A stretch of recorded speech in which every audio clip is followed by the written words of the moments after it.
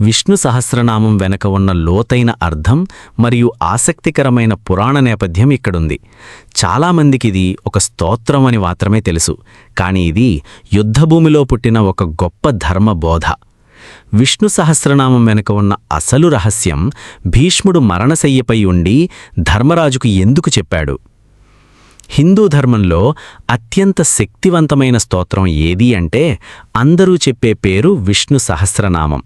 కానీ ఈ 1000 నామాలు కేవలం దేవుడి పేర్లు మాత్రమే కాదు, ఇవి జీవితంలోని కష్టాల నుండి బయటపడే మార్గాలు. కురుక్షేత్ర యుద్ధం ముగిసిన తర్వాత అంపశయ్య మీద ఉన్న భీష్మ పితామహుడు ధర్మరాజుకు ఇచ్చిన గొప్ప కానుక ఇది. అసలు భీష్ముడు ఈ స్తోత్రాన్ని ఎందుకు ఎంచుకున్నాడు? దీని వెనక ఉన్న అంతరార్థం ఏమిటి? నేపథ్యం: మహాభారత యుద్ధం ముగిసింది, పాండవులు విజయం సాధించారు. కాని ధర్మరాజు మనసులో ప్రశాంతత లేదు. కోట్లాది మంది మరణానికి కారణమయ్యానన్న బాధ అతన్ని వేధిస్తోంది. అప్పుడు శ్రీకృష్ణుడు ధర్మరాజును తీసుకుని శరతల్పం లేదా అంపశయ్య మీద మరణం కోసం వేచిచూస్తున్న భీష్ముడి దగ్గరికి వెళతాడు.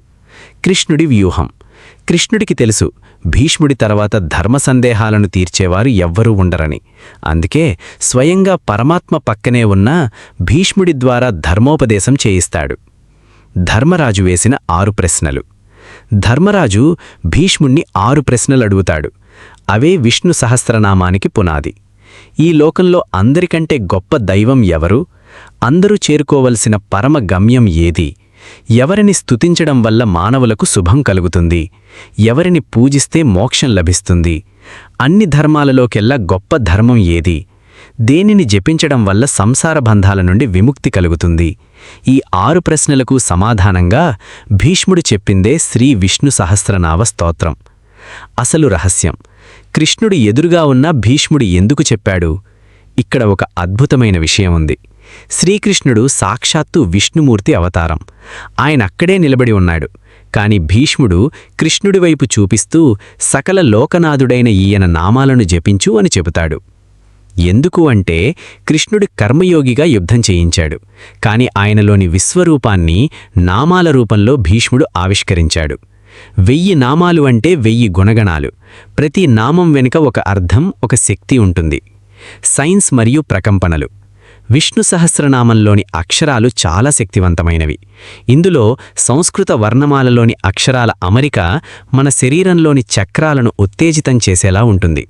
భీష్ముడు మరణవేదనలో ఉన్నా కూడా ఈ నామాలు చదవడం వల్ల ప్రశాంతంగా ప్రాణత్యానం చేయగలిగారు. అంటే ఇది మరణ భయాన్ని పోగొట్టి మానసిక స్థిరత్వాన్ని ఇస్తుంది. ఇది చదవడం వల్ల గ్రహదోషాలు తొలగుతాయి. భయం, ఆందోళన తగ్గి ఆత్మవిశ్వాసం పెరుగుతుంది. ఏకాగ్రత మెరుగుపడుతుంది. మిత్రులారా, విష్ణు సహస్రనామం కేవలం భక్తి కోసం మాత్రమే కాదు, మనస్సును నియంత్రించుకోవడానికి ఒక గొప్ప సాధనం. ఈ వీడియో మీకు నచ్చితే లైక్ చేయండి. విష్ణు సహస్రనామ ప్రభావం గురించి మీకేదైనా అనుభవం ఉంటే కమెంట్ బాక్స్లో షేర్ చేయండి. మరిన్ని ఇలాంటి ఆధ్యాత్మిక విషయాల కోసం ఇప్పుడే మా ఛానల్ని సబ్స్క్రైబ్ చేసుకోండి. ఓం నమో నారాయణాయ.